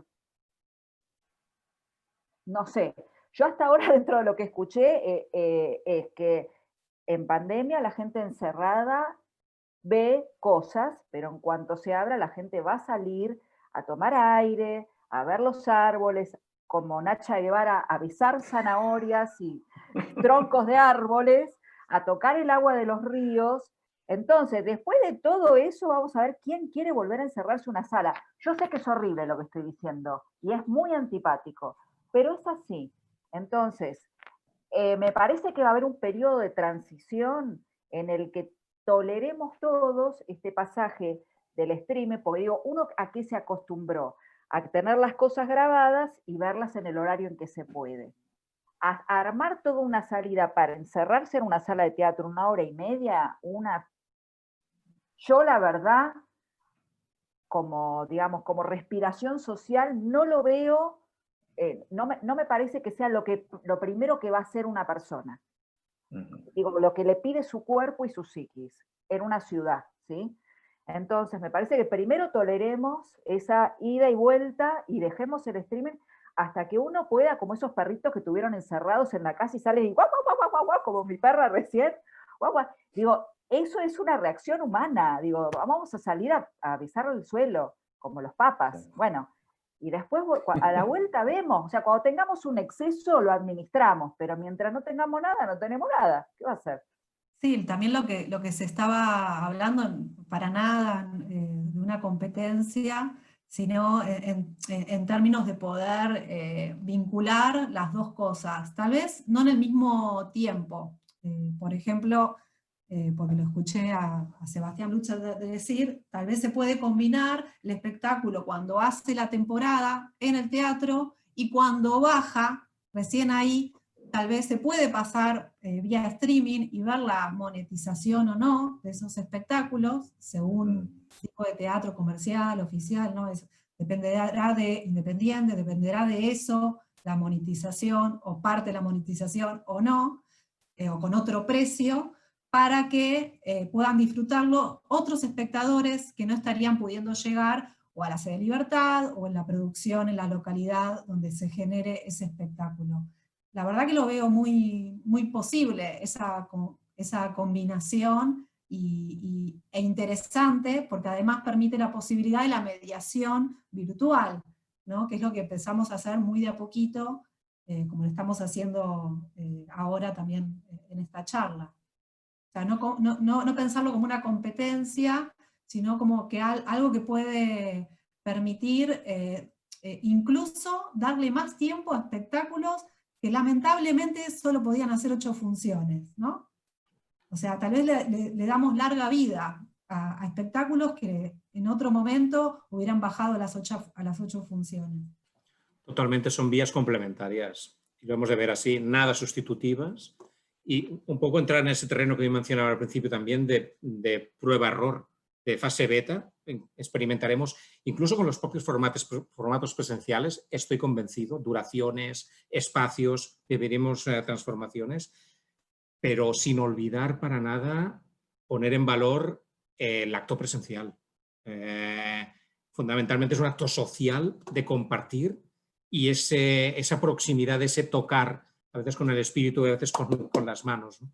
Ese pálpito que vivimos en la presencialidad, lo hemos de intentar preservar y cultivar para que cada uno pueda experimentarlo a su manera, ¿no? Y utilizar el canal online cuando sea necesario para incluso poder complementar tranquilamente esa experiencia. Un poco de esto estoy uniendo algunos pensamientos que están surgiendo acá, porque de alguna manera hay, como decís vos, Ana, o me imagino una paranoia, ¿no? En la gente, que entonces Por ahí, ¿qué les parece si en realidad la vuelta inmediata, en realidad podríamos imaginarla en espacios abiertos? Mira, nosotras, de todo el equipo de formación de espectadores, estamos fantaseando con un montón de cosas que soñamos, que nos gustaría, que vamos a ver si las condiciones se dan. Pero pensamos, bueno, un poco para que las pibas y los pibes puedan disfrutar de la presencialidad de las artes escénicas y tomando como base Ciudanza, por ejemplo, es una experiencia, o fue una experiencia, digo, ahora en pandemia no, digo, pensar esos formatos de artes escénicas o en la vereda de la escuela, o adentro de un aula de la escuela, o en un patio de la escuela, o algo vinculado, que no sea teatro de repertorio, no que me hagan un Romeo y Julieta en vivo, no, sino una dramaturgia que justifique esa presencia ahí adentro, que no esté hecha con dos palitos, como decía Sonia, subestimando que porque es una escuela y son pibes hay que darles una porquería o algo más o menos, sino, digamos, un buen trabajo tanto de teatro como de danza que esté pensado para esos espacios. Yo creo que es algo que por ahí de manera intermedia, de manera, entre un formato y el otro, hasta que se vuelva si es que algún día se vuelve la normalidad normal, es algo que me parece, soñamos con que sea factible. Lo mismo que soñamos con que sea factible una transmisión de la obra en sala, con algunos actores y otros en streaming, ¿se entiende? Sí. Pero eso me parece que los artistas tal vez son más creativos que nosotras y tomando eso como base, eso creemos que es lo posible para que no se pierda 1 año o 2 años de jóvenes y, digamos, y docentes sin estar en contacto con las artes escénicas, para que no haya ese hueco, porque es vida, porque te reanima, porque te da ganas de vivir, ver arte. Entonces está buenísimo, porque te recrea un mundo, bueno, por una cantidad de razones, que todos justificamos en la maestría, en todo el primer capítulo, digamos. Sí, se están Tenemos pensando una pregunta la más. mayoría de las acciones, no digo para responder lo del aire libre, que se están pensando varias, por lo menos desde el Cervantes, muchas acciones al aire libre, más para el año que viene ya, ¿no? Y la verdad que como en los últimos años hubo una especie de encierro, ¿no? De los espacios públicos, ¿no? Todas las plazas con rejas. Entonces tal vez sea un momento para repensar, volver a recuperar el espacio público, volver a recuperar los anfiteatros que tenemos, no sé, ponerlos en buenas condiciones. El año pasado en Córdoba, en el Anfiteatro Griego de Córdoba, se hizo un espectáculo que funcionó hermosamente para escuelas medias, que se llamó Los Desentrañadores de Enigmas. Y ahora dije, qué bueno este espacio que no se usaba para teatro. Hacía años que ese espacio no se usaba para artes escénicas, se usaba para recitales de música. Y con ese espectáculo del año pasado, después no sé de cuántos años, se volvió a usar para artes escénicas. Entonces digo, bueno, tal vez es un buen momento para repensar los espacios públicos, o que se encerraron o que se abandonaron. Me parece las calles, los espacios públicos, incluso las vidrieras, ¿no? Me acuerdo también, creo que del Picadero, Juan Parodi, y hacía un espectáculo, ¿no? Que eran las vidrieras, con los espectadores afuera. Me gusta pensar en la idea de plaza, de punto de encuentro, no de tránsito, sino de allá donde, porque nuestra plaza habitual acaban siendo las redes sociales ahora mismo, y de cómo recuperar de alguna manera esa sociabilidad presencial y ahí meter brecha y que estén presentes las artes y las artes escénicas en concreto. En Cataluña se organiza anualmente la Feria de Tàrrega, dedicada justamente a las artes de calle, que este año no se va a poder desarrollar por motivos obvios, aunque sí que va a haber alguna programación nómada según han propuesto los organizadores, pero justamente ese debate es el que se está poniendo sobre la mesa en las últimas ediciones, ¿no? Cómo adueñarnos, cómo apropiarnos como ciudadanía del espacio público y que, digamos, que nos permita una interacción para recrearlo y repensar las relaciones que tenemos. Si realmente creemos que la cultura y el arte es un refugio para el alma, pero también para la comunidad, es el momento adecuado también para replantearlo. Y yo no puedo no mencionar, ya sabes, Anita, a qué me voy a referir, y Sonia también, al teatro comunitario, que el teatro comunitario en Argentina, que este año está cumpliendo 37 años, no son 2 días, justamente nace en el espacio público y trabaja en el espacio público desde siempre, independientemente de que algunos grupos ya tengan su espacio de trabajo.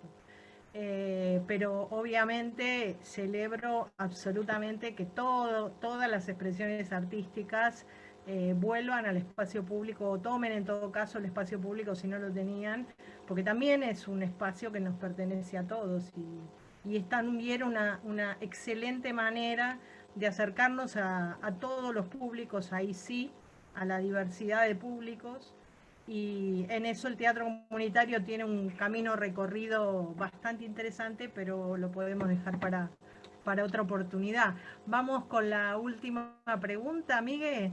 Está interesantísimo, nos queremos quedar a vivir acá, ¿eh? Sí, mira, justo estoy eligiendo así aleatoriamente, porque el streaming nos supone pensar en un nuevo lenguaje, además de lo teatral. Quizás con el público suceda lo mismo y nos enfrentaremos a nuevos públicos y consumos hasta ahora desconocidos.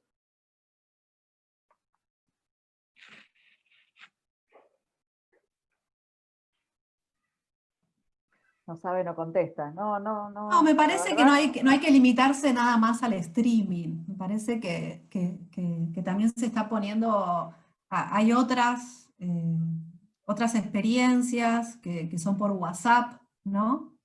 Que ponen en primer lugar la voz, ¿no? También las imágenes que te pueden llegar o videos. Yo estuve siguiendo lo de Amor en Cuarentena, ¿no? Que es una producción que se hace por WhatsApp.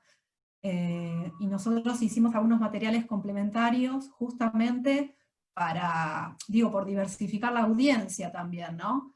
La falta de conectividad, y en los estudios del Cervantes Online dieron que la mayoría se conecta a través del celular, ¿no? Para ver los registros audiovisuales del Cervantes, ¿no? Es el aparato que más se usa, más que la computadora, salió en primer lugar el celular. Y sabemos que en las casas, si alguien está usando la computadora, el jovencito o incluso el niño tiene un celular a mano.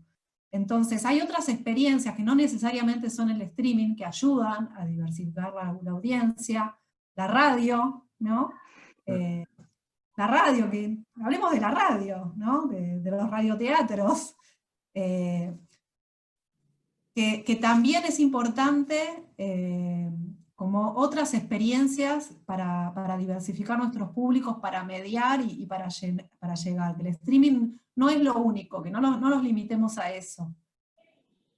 Sí, tampoco creo que los artistas todos se termine la pandemia y todos vuelvan sistemáticamente a hacer el teatro que hacían. No me da esa sensación. Me parece que a todos nos ha pasado, aunque digo, yo no soy artista, pero a todos nos ha pasado tener un nuevo contacto ahora muy diferente con lo visual digo, nos estamos comunicando con nuestra familia de otra manera, con nuestros jefes de otra manera, con nuestros pares de otra manera. Entonces, que el arte va a ser el mismo, me parece que eso no va a pasar. Y que los artistas van a encontrar algunas formas de expresarse. Digo, por ejemplo, nosotros ahora estamos trabajando en formación de espectadores con una de las entregas de Veladas Patrióticas, donde se habla diferentes impresiones en relaciones con el encierro. Bueno, probablemente dentro de un año el encierro ya no sea tema. Ojalá, Dios quiera, no sea un tema. Pero sí va a quedar un formato, como un formato, pero también el formato se va a agotar. el formato de lo que pasa adentro, de filmémonos adentro. Así que, nada, me parece que también es medio hacer futurología. Creo que hay que dejar que con el andar del carro se acomoden los melones, de todos, ¿no? Yo creo que los públicos son como una especie como de magma volcánico, siempre están vivos. Parece de repente que se van a solidificar y tal, y vuelve a haber una erupción por el motivo que sea, ¿eh? Y me gusta pensar eso, que están en continua evolución. La interferencia de la tecnología, obvia, pero siempre y cuando esté supeditada al interés creativo y artístico, no al revés. Muchas veces podemos pecar de lo contrario, ¿no? De justificarlo todo porque como he utilizado TikTok, he utilizado streaming, estoy amparado hoy, ¿no? Siempre y cuando eso realmente sirva para el objetivo que pretendemos artístico. Me recuerda un poco, no sé si era una cita o no, pero Hitchcock siempre decía, hombre, si en mi película sale una pistola es porque ha de disparar, no porque salga como un simple decorado. Pues realmente para eso.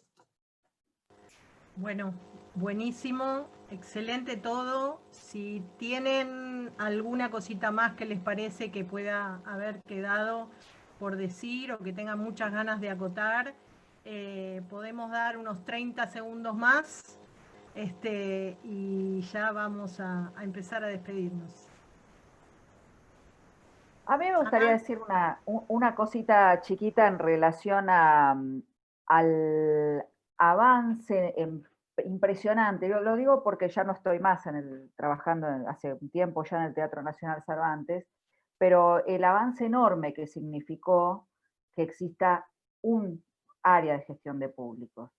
Sé que hay muchas controversias en relación a quienes les puede parecer esta o aquella gestión mejor o peor, pero Alejandro Tantanian fue el que dijo, chicas, vengan y hagan esta área de gestión de públicos. También con una consigna que como todas son discutibles, que es, vamos a trabajar un arte que implica una serie de complejidades y sobre eso vamos a generar un público. Porque a mí me parece que hay una ecuación que yo no digo que haya una buena y una mala, pero sí que hay que reflexionar sobre esa ecuación. Y es que si yo pongo el conventillo de la Paloma y pongo a Franchella, se llena. ¿Eso es generar público? No sé, yo me pregunto nada más, ¿sí? Porque, digamos, quien me conoce sabe que apoyo a este gobierno, que, digamos, que tengo una mirada, digamos, progre, peroncha, pero hay algo que en cultura no había pasado hasta ahora, ¿sí? Y que es pensar seriamente en el público, que no sea de manera demagógica, ¿sí? Y esto yo, la verdad, necesitaba decirlo.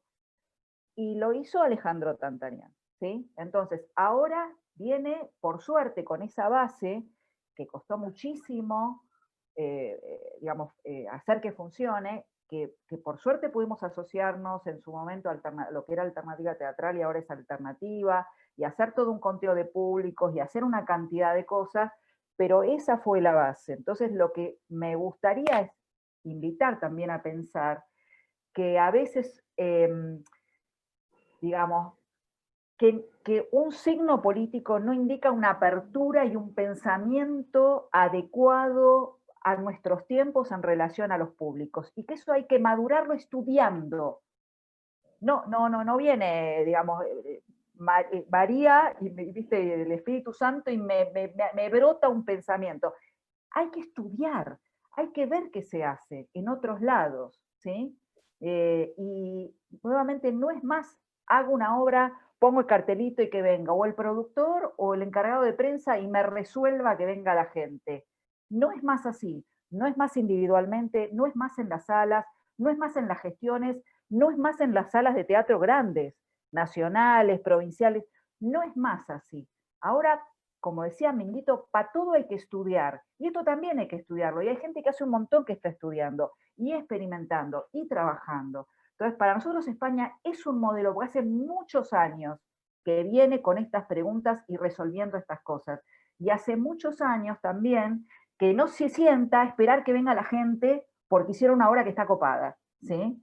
Entonces, eso me gustaría como dejarlo, no sé si en claro, es bastante oscuro, pero digo, no fue un gobierno, digamos, una mirada progre popular la que hizo eso, pero se hizo y está muy bien hecho. Y sobre esa base se están haciendo otro montón de cosas, ¿sí? Lo bueno es que no vino el nuevo gobierno y tiró todo abajo, no, lo que hizo fue hacerlo florecer.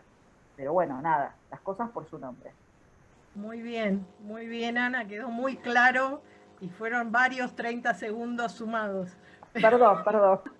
Pero bueno. Si me permitís mis 15 segundos, Claro, en todo caso, a 30. remarcar el privilegio y la oportunidad que justamente el streaming posibilita de conectarnos, que antes era mucho más problemático y requería de muchos más recursos. La facilidad que tenemos ahora de compartir ideas y compartir experiencias y compartir incluso, yo ahora estoy viendo más teatro latinoamericano que nunca, obviamente, porque puedo acceder a las plataformas justamente de streaming para comprobar qué se está haciendo en vuestra escena, ¿no?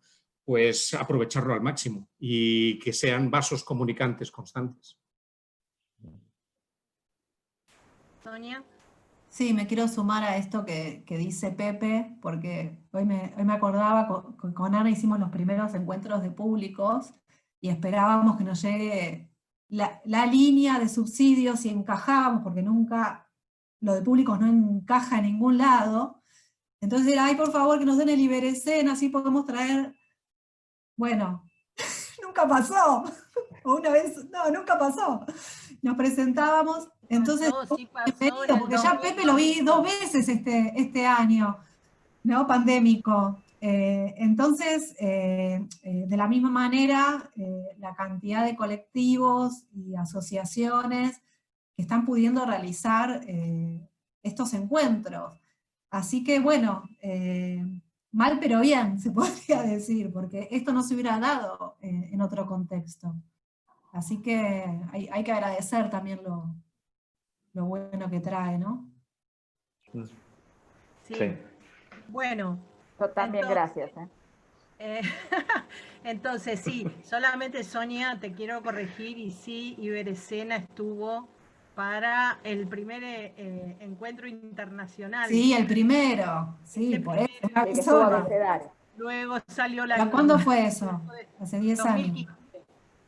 Bueno, no, era un dato de color, nada más. Bueno, realmente es un enormísimo placer haberles tenido aquí para Miguel, para mí, para todos, Alternativa y APAE y toda la audiencia que estuvo acompañándonos y nos sigue acompañando todavía. Simplemente dejar algunas palabritas que me parece que son así como las que quizás más salieron en esta charla que pudimos disfrutar y que tienen que ver con la importancia, el valor de la asociatividad para trabajar sobre los públicos, pensar en no dejar a nadie afuera, y entonces cuando organizo alguna estrategia o proyecto, quiénes son los que no van a poder acceder y en ese caso qué puedo hacer para que accedan.